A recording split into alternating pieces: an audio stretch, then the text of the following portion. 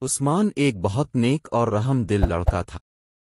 اس کے پاس ایک پالتو بلی تھی جس کا وہ بے حد خیال رکھتا تھا۔ بلی بھی عثمان سے بے حد پیار کرتی تھی۔ ایک دن عثمان گھر کے صحن میں موجود نیم کے درخت کی چھاؤں میں لیٹا آرام کر رہا تھا کہ اسے کسی پرندے کی ساریلی آواز آئی۔ اس آواز میں بہت مٹھاس تھی۔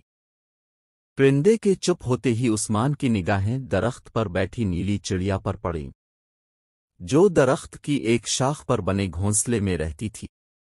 اب روز اس کا معمول بن گیا۔ فرصت ملتے ہی اس کی نگاہیں ننھی چڑیا کو تلاش کرتی۔ اس کی آواز سن کر عثمان کے لبوں پر مسکراہٹ آ جاتی تھی۔ عثمان کی دلچسپی چڑیا کی طرف ہوئی تو بلی کی طرف توجہ کم ہو گئی، اس لیے بلی چڑیا سے حسد کرنے لگی۔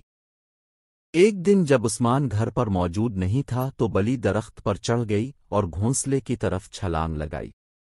نیلی چڑیا بلی کا نوالا بن گئی۔ چھلانگ لگانے کے نتیجے میں بلی کے ساتھ ساتھ گھونسلہ بھی زمین پر آ گرا۔